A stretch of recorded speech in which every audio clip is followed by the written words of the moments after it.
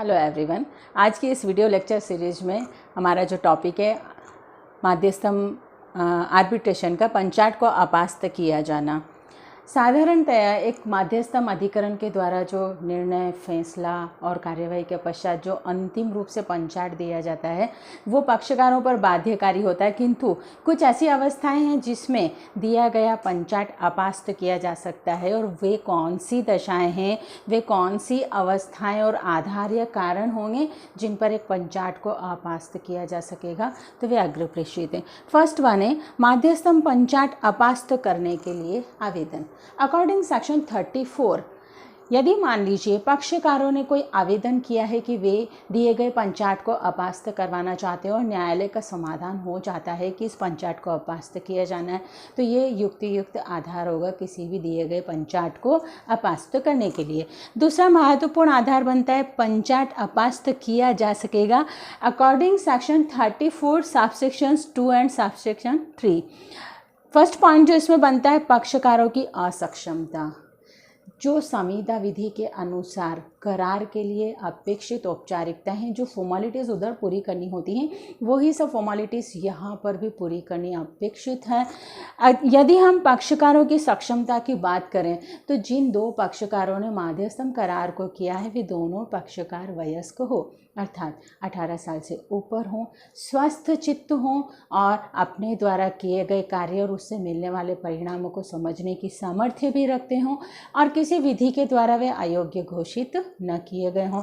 अब यहाँ जो हम 18 साल के वयस्कता की आयु की जो बात कर रहे हैं, लेकिन मान लीजिए कोई ऐसा व्यक्ति जो वयस्क नहीं है किंतु उसके संरक्षक ने उसकी तरफ से यदि कोई करार किया है तो वो मान्य होगा, या फिर कोई विकृत व्यक्ति है या कोई और इस कैटेगरी का पर्सन है जो असक्षमता की कैटेगरी में आता है, जो लिनिकेट है या किसी भी प्रकार से जड़ है, इडियट है, और यदि उसकी तरफ से उसके संरक्षण ने यदि कोई करार किया है तो वो भी वैलिड होगा और मान्य होगा। यदि हम निगम और कॉरपोरेट सेक्टर की बात करें तो वे एक आर्टिफिशियल पर्सन है, तो उनकी तरफ से जो उनके निदेशक हैं, डायरेक्टर्स हैं, जो संचालक हैं, वे भी यदि कोई करार करते हैं तो वो करार भी मान्य होगा। अब बात आती है करार तथा पंचाट की अवैधता। यदि मान लीजिए जो पक्षकारों ने करार किया है वो अवैध है, वो विधि की दृष्टि से मान्य ही नहीं है, वैध ही नहीं है, तो इस करार के बिहाफ पर मध्यस्थों ने कार्यवाही करके जो पंचाट दिया है वो भी पूरी तरह से अवैध होगा और उसे भी अपास्त किए जाने का एक आधार उत्पन्न होता है। अब ये जो अवैधता है वो किस आधार पर बनेगी? सामान्यतः यदि कोई जो पक्षकार करार कर रहे हैं जो मध्यस्थम के लिए, तो वे जिस भी विधि से अधिशासित होते हैं और जो भी रूल्स एंड रेगुलेशंस उन पर एप्लीकेबल होते हैं वे सभी उन्हें फॉलो करने आवश्यक होंगे। किंतु यदि उन्होंने कोई स्पेशल विधि, स्पेशल रूल्स और रेगुलेशंस के अकॉर्डिंग अपनी एग्रीमेंट को नहीं किया है तो वहाँ पर सामान्यतः संविदा विधि 1872 के जितने भी संविदा के वैधानिक औपचारिकताएँ हैं वे सभी यहाँ पर एप्लीकेबल होगी और मान्य होगी। जैसे कि दो पक्षकार, यानी जो करार किया है उसमें दो पक्षकार होना अपेक्षित है। एक अकेला पक्षकार अपने स्वयं के साथ कोई करार नहीं कर सकता। दूसरी कंडीशंस जो इसमें होती है सहमति, अर्थात दोनों ही पक्षकारों के बीच में सहमति होनी चाहिए, कंसेंट होनी चाहिए, तभी वो करार एक वैध और मान्य करार होगा, अदरवाइज वो करार नहीं होगा। थर्ड कंडीशन है इसमें प्रतिफल, अर्थात ऐसा करार जो दो पक्षों ने मध्यस्थम के लिए किया है उस करार में प्रतिफल अर्थात कार्य के एवज में दिया गया मेहनताना या कोई प्रतिफल मूल्य या कोई पारितोषिक भी होना चाहिए। फोर्थ कंडीशन वेद उद्देश्य, अर्थात ये जो करार किया गया है उसका उद्देश्य वेद होना चाहिए। यदि किसी अवैधानिक उद्देश्य को या अमान्य उद्देश्य को लेकर के कोई करार किया है तो वैसा करार भी मान्य नहीं होगा। अब प्रश्न उठता है कि अवैध उद्देश्य क्या हो सकता है? जैसे कि करार किसी की संपत्ति और शरीर को नुकसान पहुंचाने वाला हो, विधि के उपबंधों को विफल करने वाला हो, विधि के उपबंधों को निष्फल करने वाला हो, कपटपूर्ण हो, लोक नीति के विरुद्ध हो, अनैतिक हो, तो ऐसे सारे करार अवैध उद्देश्य वाले होंगे। स्वतंत्र सहमति, अर्थात दोनों पक्षकारों ने जो करार किया है उन दोनों की कंसेंट फ्री होनी चाहिए, उनके बीच में स्वतंत्र सहमति होनी चाहिए। अब एक सहमति कब स्वतंत्र होगी? जबकि उसमें निम्न तत्वों का समावेश न हो, अर्थात उत्पीड़न और प्रापीड़न, किसी भी प्रकार का दबाव, प्रेशराइजेशन यदि है और एक पक्षकार की सहमति डरा धमका कर उसे प्रेशराइज करवा करके ली गई है, तो ऐसा करार के आधार पर दिया गया पंचाट भी अपास्त करवाया जा सकेगा। दूसरी कंडीशन इसमें बनती है असम्यक असर, अनड्यू इन्फ्लुएंस, अर्थात ब्लाइंड फेथ करने वाले पर्सन्स को किसी ने इतना अंधविश्वास में ला करके कोई करार किया है तो ऐसा करार भी अमान्य करवाया जा सकता है, क्योंकि यहाँ पर भी फ्री कंसेंट नहीं है, क्योंकि एक व्यक्ति ने दूसरे व्यक्ति की इच्छा को पूर्णतया अंधविश्वास के साथ अधिशासित किया है। तीसरी कंडीशन इसमें बनती है मिथ्या व्यपदेशन, बड़ा चढ़ा के बात को करना। इस प्रकार से भी यदि कोई करार किया है और उस आधार पर पंचाट दिया है तो अपास्त करवाया जा सकेगा।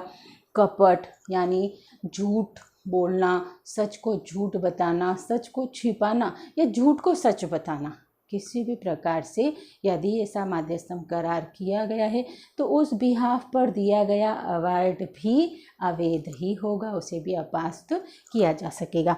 लास्ट इसमें जो कंडीशंस बनती है भूल, यदि किए गए करार में किसी भी प्रकार से भूल का समावेश है तो ऐसा करार भी मान्य नहीं होगा। आइए नेक्स्ट उस पर बात करते हैं। करार लिखित हो, अर्थात माध्यस्थम के पक्षकारों ने जो करार किया वो सदैव लिखित स्वरूप में होगा, अभिलेखीय स्वरूप में होगा।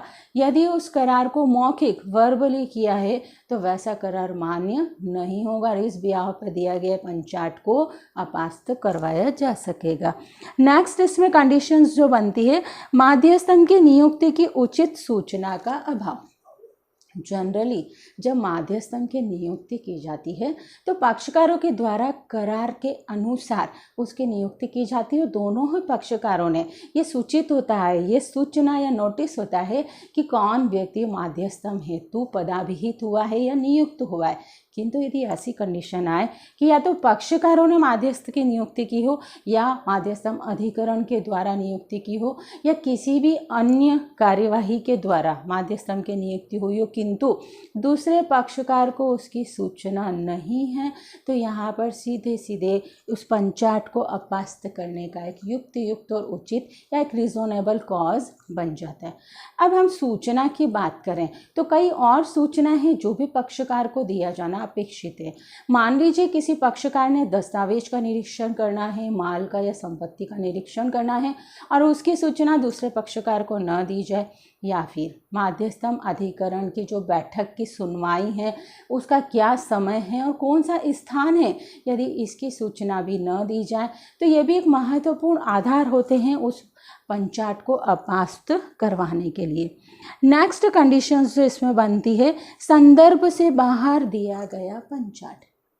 संदर्भ से बाहर हर कार्यवाही की एक विवादग्रस्त विषय वस्तु, संदर्भ, प्रयोजन और उद्देश्य होता है और जिस आधार पर उस न्यायिक प्रक्रिया का वहन किया जाता है, संचालन किया जाता है और अंतिम फैसला दिया जाता है। किंतु यदि जो माध्यस्थम अधिकरण के माध्यस्थमों ने जो कार्यवाही की है, जिस विवादग्रस्त विषय वस्तु को सुलझाया है और निपटारा किया है, वो उस संदर्भ से अलग हटके है, उस संदर्भ से रिलेटेड ही नहीं है, अर्थात जो विवाद है उस पर कोई निपटारा नहीं किया है और उसे छोड़कर किसी अन्य विवादित विषय पर निपटारा किया गया हो या फैसला दिया गया हो, तो ऐसा दिया गया पंचाट भी अपास्त किए जाने योग्य होगा।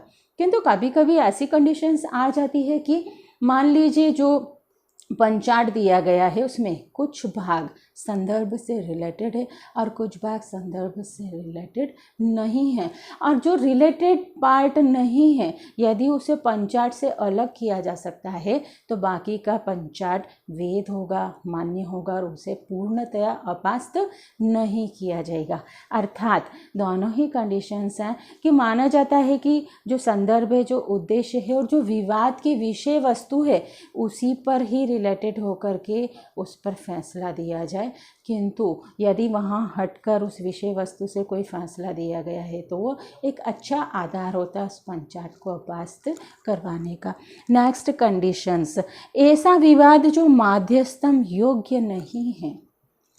कई विवाद ऐसे हैं जो माध्यस्थम में नहीं दायर किए जा सकते हैं, नहीं संस्थित किए जा सकते, क्योंकि उनके लिए दूसरी न्यायिक प्रक्रिया करने के लिए निश्चित प्रावधान किए गए हैं। जैसे कि दिवालिया विधि के अंतर्गत दिवालिया व्यक्ति से संबंधित दिवालिया सभी कार्यवाही को करवाया जा सकता है, तो वो कार्यवाही यहाँ संस्थित नहीं की जा सकती है, वो माध्यस्थम की विषय वस्तु नहीं हो सकती।